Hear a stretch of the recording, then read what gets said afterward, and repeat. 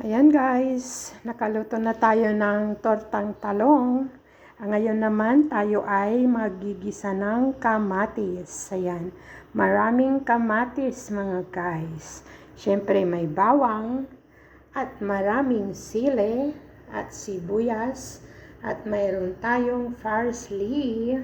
Ayan, at ang ating beef giniling. Ayan guys, gagawin natin itong maanghang para mayroong appetite at makakain ng masarap.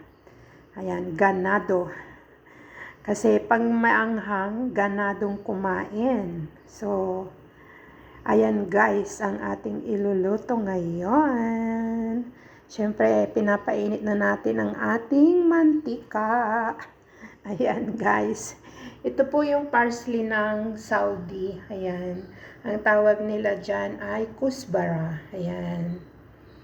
Ayan guys. Itong kamatis na to ay bigay sa amin at maliliit. Masarap siyang igisa.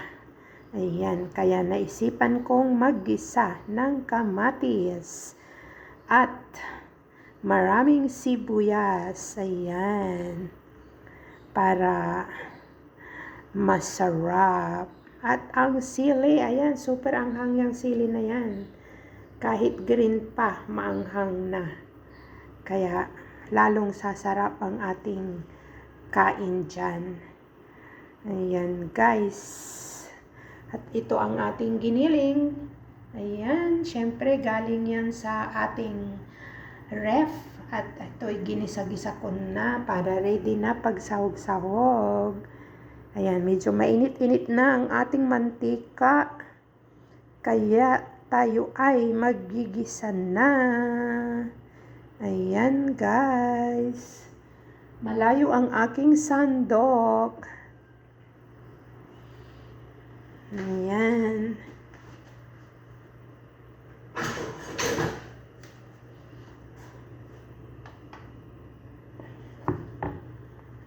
Ayan. Mainit na nga.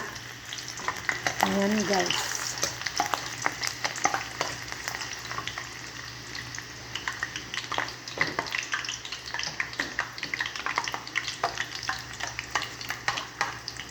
Siyempre, kailangan nating gisain muna yung sibuyas ay bawang para mangamoy siya. At ang ating sibuyas. Ayan.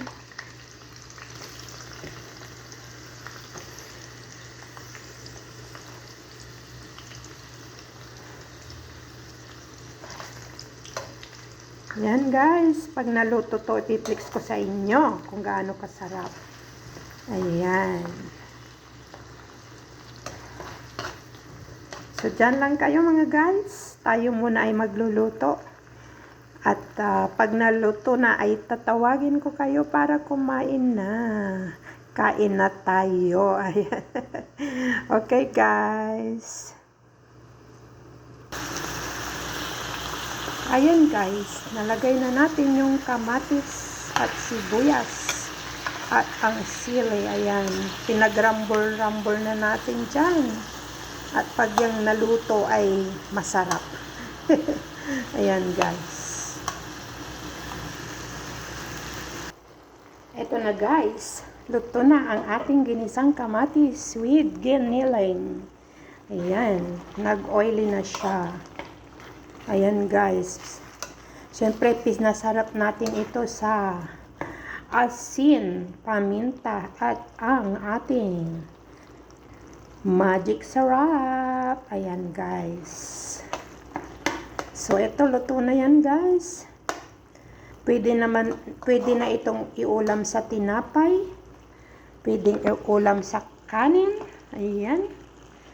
Ayan. At dahil luto na, ilalagay na natin ang ating parsley. Ayan, guys.